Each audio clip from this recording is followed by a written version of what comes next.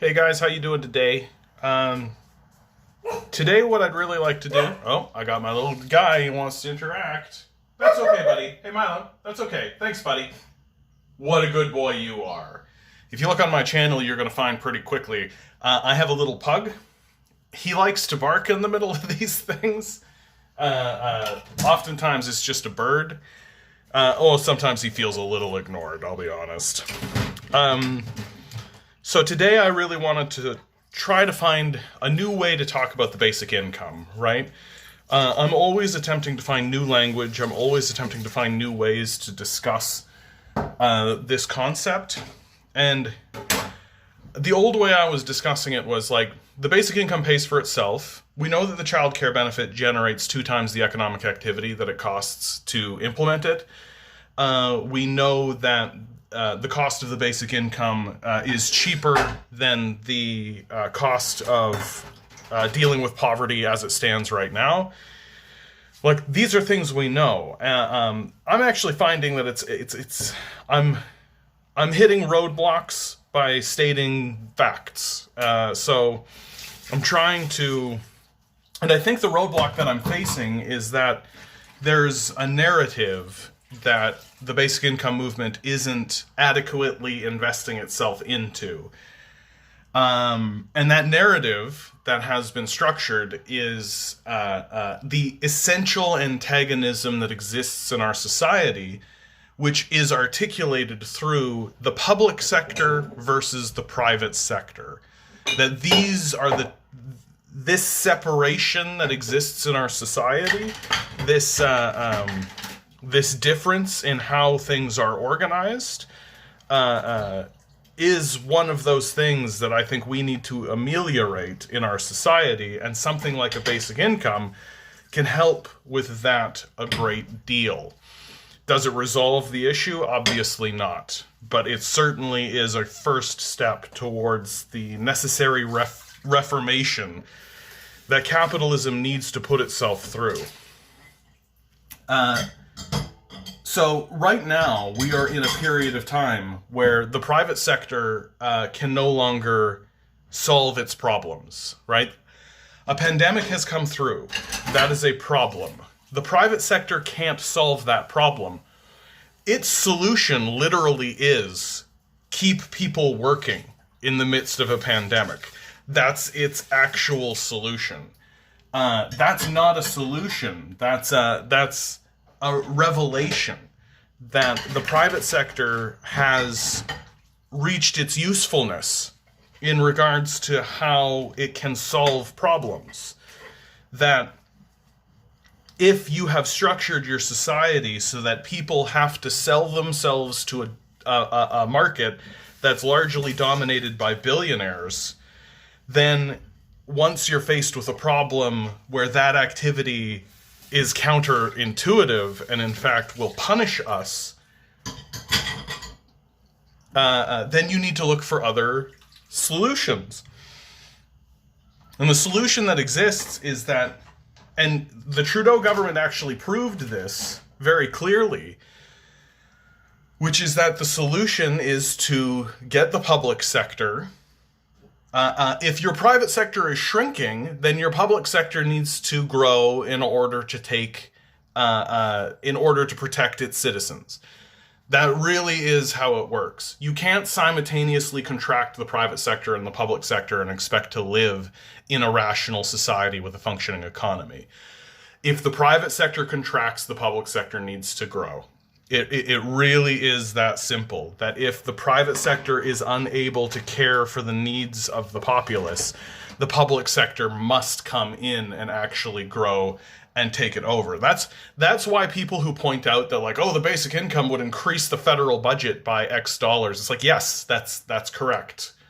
Because if you have a private economy that's collapsing and contracting, your public economy has to grow in order to cover the gaps that the private sector is falling behind on. And if you don't actually do that, you're going to be faced with people living on the street, mass homelessness, mass starvation. These are the things that you're actually going to be faced with if the public sector doesn't come in, step in, take control of the situation. And so what we're facing right now, and I'm yet to read an article on this that actually takes this very seriously, but it's absolutely the truth. What we're facing now is a complete restructuring of our economy, okay? And here's where the irony sets in, is that the amount that's been spent on the CERB, right? So the amount that's been spent on the temporary basic income program that's been implemented by the Liberals is been completely dwarfed by the wage subsidy program, right? That the wage subsidies and the money that's being funneled to the corporate class it is significantly larger. And so that's the Trudeau government taking private resources, right? Because the only way to pay for that is through taxes, right? That's the only way to do it. Or cut services if you're a sociopath. But so the way to deal with this, and I mean the Trudeau Liberals have raised taxes, right? They've raised taxes. They're not afraid to do that. And the amount of taxes that actually need to be raised to pay for all this is actually really small. It's not that big a deal. It's not like, our livelihood is, like, you're talking about, like, literally a billionaire having slightly less billions. That's really what you're talking about. And pretending like it's something else is this weird thing that conservatives have been doing, right? That's the thing about conservatives. They don't actually engage in these conversations, honestly.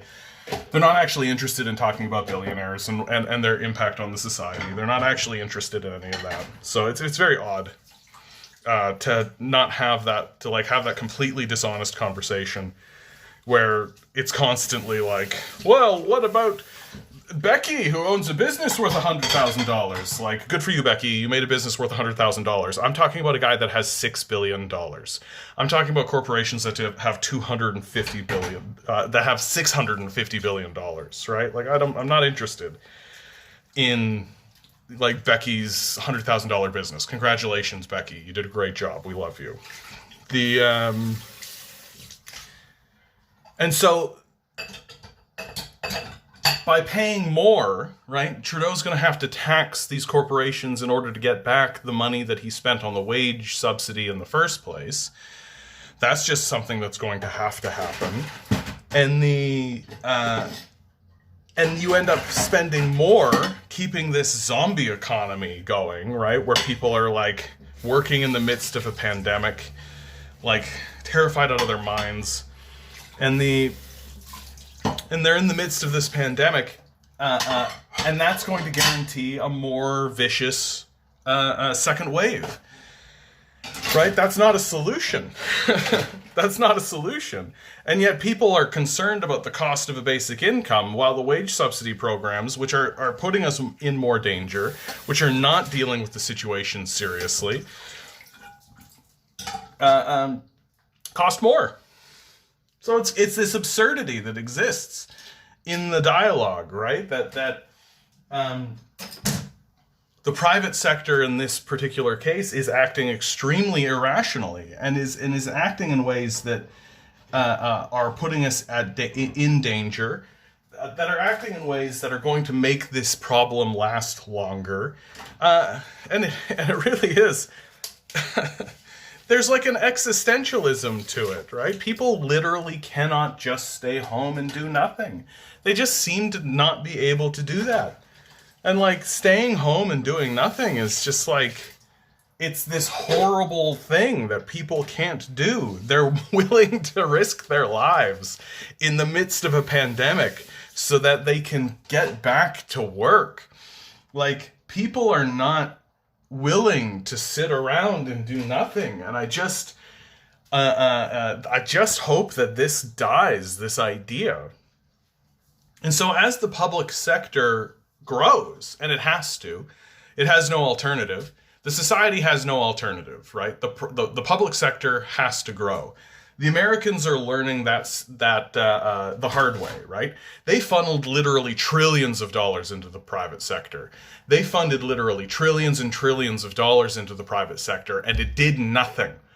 It did nothing. The private sector collapsed anyway. So in their scramble to try to save the private sector, right, they they left their workers behind, and they left all of these people in dire straits. And there's no public, like here in Canada, the Trudeau Liberals had the sense at least to like pass an emergency measure, right? And they're going to sit there and be like, it was an emergency measure, it was a temporary thing, right? And that's their position, which is why they're going to lose the next election. And meanwhile, the rest of us, meanwhile in the States, no such measures were passed whatsoever, right? You're having people getting mass evicted, you're having all of this kind of ridiculous stuff going on that's not being widely reported, that people are not really talking about in a serious way. Because all eyes are on Trump in his ludicrous press hearings, right? You don't need to report on the people being rendered homeless by his policies. You just need to be like, oh, what a buffoon Trump is. Did you hear what he said today? So the public sector has to grow. We know that that's the truth. If the public sector doesn't grow, then the private sector will abandon the populace, right? They've made that extremely clear. And their solution in the midst of this pandemic is inadequate.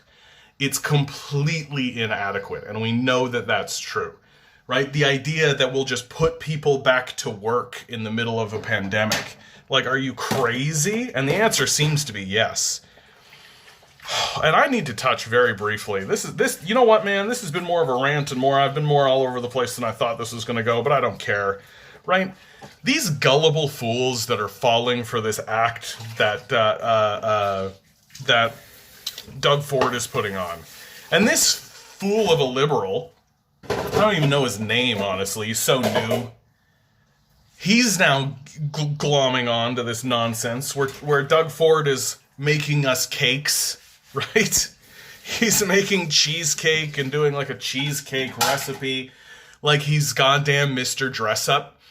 And people are fooled by this. People are being suckered by this, right? This is a grift. This is a con. He's sitting there being like, okay, I got to keep public opinion up on me. There's lots of people like that John Sanderson, that Toy Story John out there, who's calling out my shit and saying that I'm just putting on an act, which I 100% am, because I don't actually give a shit about these people because I'm reopening the economy so Karen can get her hair cut. Those pack of yahoos came and I called them yahoos, and then I did everything they asked me to do. The reopen the economy crowd, man, what a joke. And they're completely gulled and they're completely fooled. And you know what? Even if they're not fooled, they're probably just happy that Doug Ford's doing what they want, right? Doug Ford's coming along doing what they want. And they're just like, oh, sweet, now he's making cheesecake recipe. Great, he's completely our guy and doing completely what we want, which is a big, huge mistake. Thanks, buddy. I know. Times are tough. Times are tough. It's a tough time for everybody. And we're all just doing our best and trying our hardest and screaming the loudest. We gotta keep screaming, man. We gotta keep screaming because these people are willing to put our lives at risk, and they're willing to put us into jobs. They're putting masks on us and all this kind of stuff, and all it's gonna take is one person just being a little lax one time in the wrong situation. Places are even opening, like the toy store, for God's sake, is opening itself to the public, and I'm like, why? What possible rationale could you have?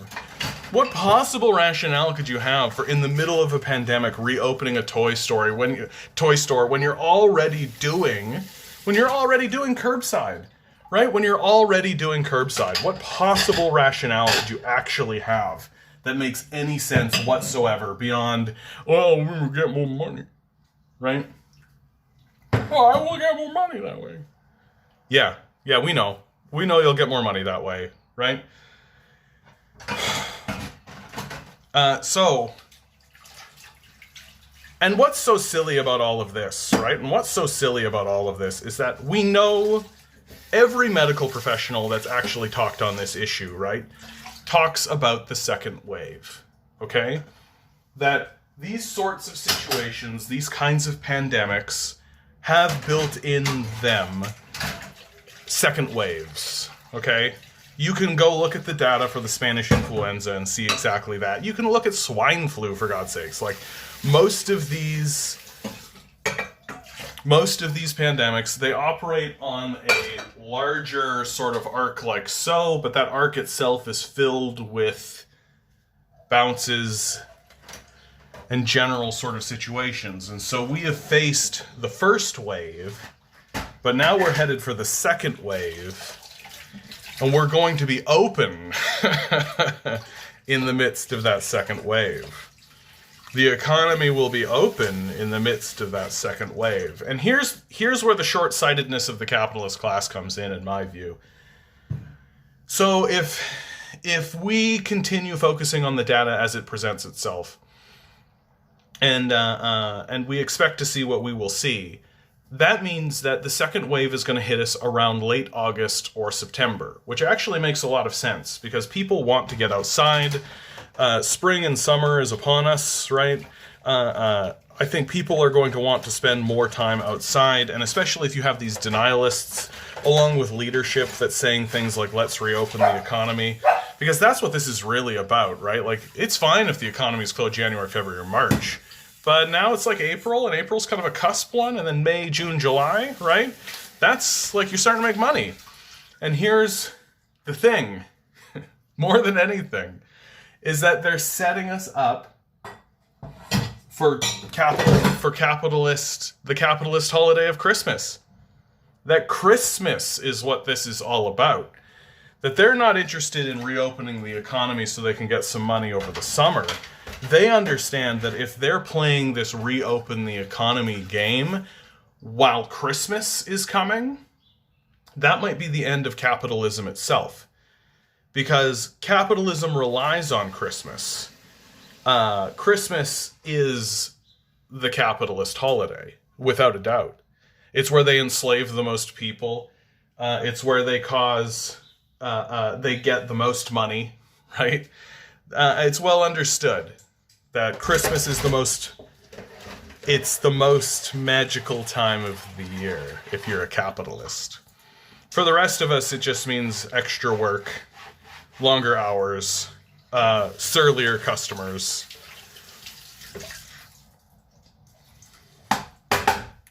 And so they need the economy to be reopened, and they need behaviors to be normalized come Christmas, so that, because Christmas is where they make their money the most for the people who participate in the capitalist holiday of Christmas. And but the thing is that the pandemic, the COVID-19 virus, doesn't give two shits about Christmas. That's the beauty. It doesn't care at all about Christmas. It doesn't give two shits. All it cares about is like, oh, more people are out. Oh, more people I can infect so I can spread myself and grow. And it will, and it'll do exactly that. And as we go out for the summer so that we can like enjoy some weather and all of that kind of stuff the way that we do, we're just going to spread this thing around and we'll get a second bump around August or September. Which is just going to cripple the economy again, just in time for Christmas. Like, capitalism's on its way out. I don't believe that it actually can survive what is coming. That there's going to be millions of people going into winter who won't even be able to get into shops for Christmas.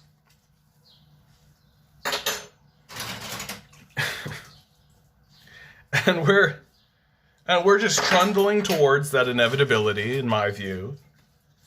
And we're not preparing for it at all, it looks like.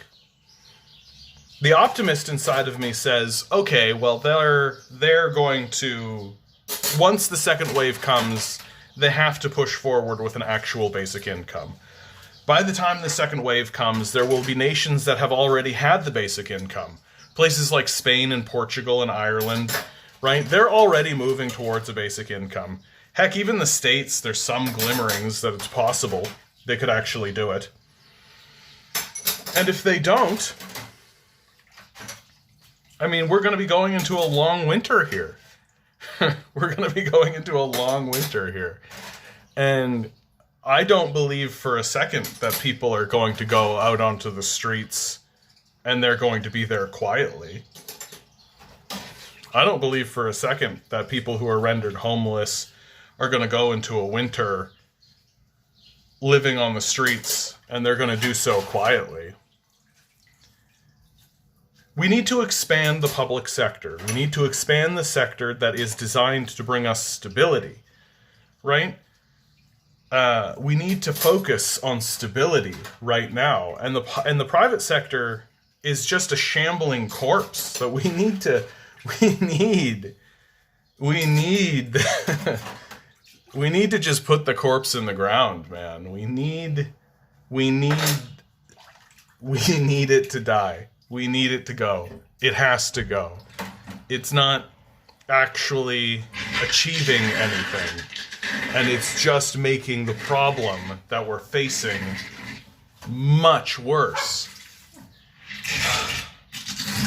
I hope that we get our act together, you know? I hope that we figure it out. All right, that's the end of me, guys. Good luck out there. Like, share, subscribe. I mean, come on. Let's send this around.